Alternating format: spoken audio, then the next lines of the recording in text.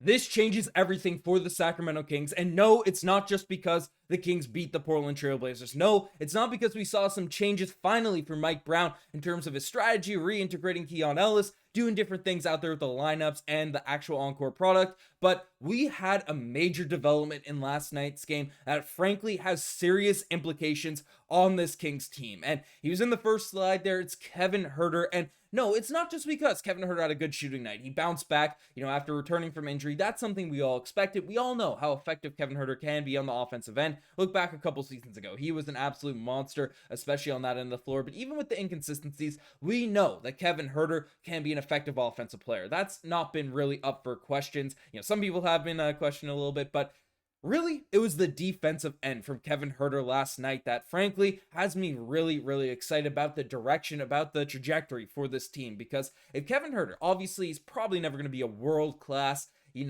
first team all defensive level guy out there on that end of the floor. But he can be a positive defender, a plus on that end of the floor, be locked in, just not be a liability out there and really be effective on that end. That changes everything in regards to the lineups the Kings can use, how versatile this roster is right now as constructed, and allows Monte McNair to kind of not worry about a bunch of holes out there in the ship. If Kevin Huerter really improved that much on the defensive side, coming back, from injury and things on that sort. So we have a lot of stuff to dive into in this video, but before we do, folks, again, if you're part of the 84% of our viewers that haven't hit the subscribe button just yet, and you want to stay up to date with everything that's going on with this Sacramento Kings team, we're delivering daily Sacramento Kings coverage. I appreciate all the support we've been getting. We crushed our subscriber goal of 500 subs, but now we're pushing for 1,000. So, subscribe to the channel, tell your friends, and but let's dive into the news. Let's dive into what's been going on, because again, we got to give some praise, some love for Kevin Huerter, because he's a guy that's been catching some heat lately amongst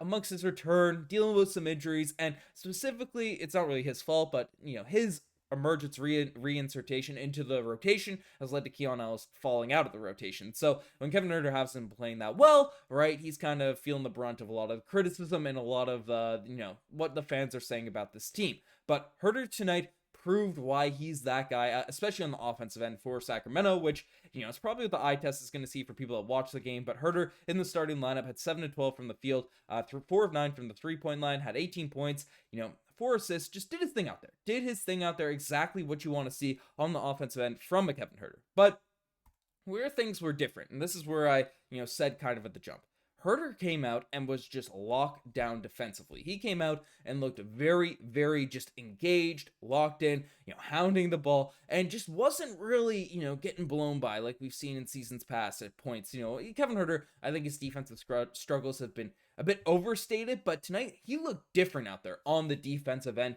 in terms of what he's been able to provide. And this really just unlocks what the Kings are able to do in terms of the versatility into their lineups, and really just allows them to, not have as many holes needed to be plugged in terms of, the well-roundedness of this roster. And that's been the big criticism of Monte McNair, having a team that can kind of, do everything, right? Be offensively sound, defensively sound, not just rely on, X factors and different things like that. But really, if Kevin Huerter can be a plus defender out there, that allows, rather than us having to trade for, another sort of elite two-way guy out there on the wing position, having Keon Ellis, Kevin Huerter as well as Keegan Murray out there, all able to sort of be two-way players out there for this team, that allows Monte McNair in terms of focus to really, lock in on the front court for the Sacramento Kings team and not have to stress about that position, that area for this Kings roster. Because again, we know how good Huerter can be out there on the defensive end, but if he's going to be an effective defender, right, that puts all the debates to rest in terms of who should be starting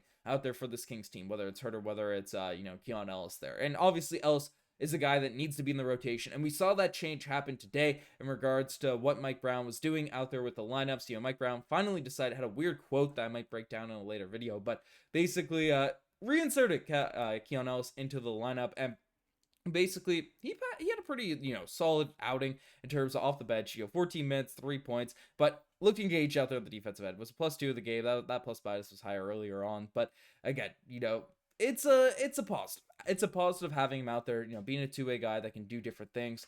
But Kevin Huerter, Keon Ellis, that situation's going to sort itself out if Huerter's going to be an effective defender out there for the squad, right? We got a lot of guys, a little bit more of a, a rounded game for this Kings team, right? Sabonis had 16 points, 13 boards, 7 assists. in this one. Obviously, the star power for this Kings team, it's something that shouldn't be understated. And we know Sabonis, we know Fox, but DeMar DeRozan is coming out and showing why he was that big acquisition for this team. It felt like he was the number one option on this Kings team last night. Just check out this game. Had 23 points, 4 rebounds, 3 assists, had 3 steals in this one, which is always a nice, fun little plus.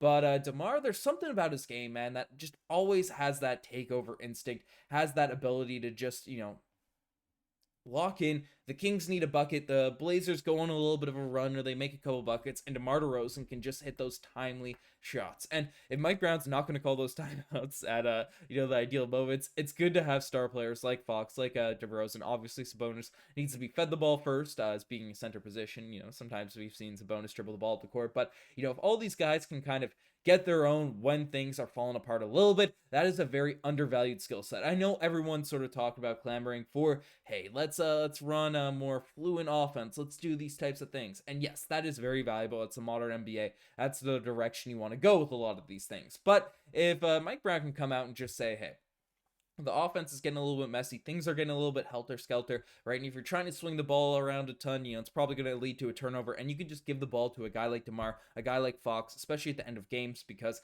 to close off games. Again, this wasn't a close game, so we're not stressing about this. But the skill was reflected because at the end of close games, you don't see a lot of teams revert to ISO ball, and it confuses a lot of people. It confused me for a very long time, but essentially, it's explained to me, which makes a ton of sense, that essentially from like an NBA scout, that a lot of these players, a lot of these coaches implement a strategy of ISO ball to close out games because the momentum that can be swung through a very untimely turnover at the end of a game can really swing momentum at a crucial point in the season and at a crucial point in the game. And then what happens is, the momentum goes and then the wheels fall off out there at the clutch situations. Basketball's the game of runs. If you're running that ISO ball kind of strategy, yes, it might be a less effective shot, but you're lowering your risk for turnovers because you don't have as many passes and stuff. And, let your star players kind of play. And that's when the confidence is there, the nerves are there. And then you also don't risk a turnover that's a completely momentum swinging moment out there in the game. So having guys that can facilitate that can do that in DeMar DeRozan, in a De'Aaron Fox,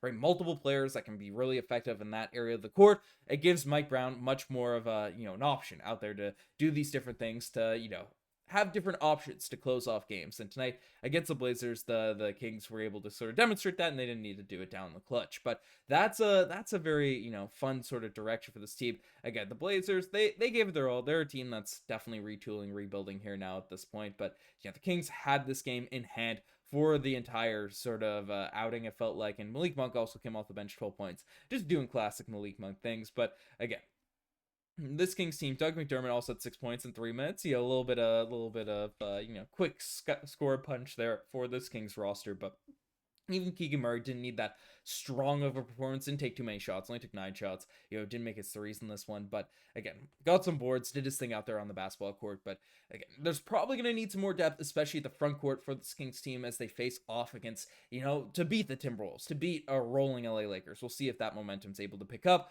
or continue for that squad, but I don't know. I'm very excited with what we had, especially from Kevin Huerter in last night's game. But let me know what you guys think about this outing, about this action. The Kings are back, baby. DeMar DeRozan got to light the beam. Let me know in the comment section what you guys think. Anyways, I'm signing out. Cheers.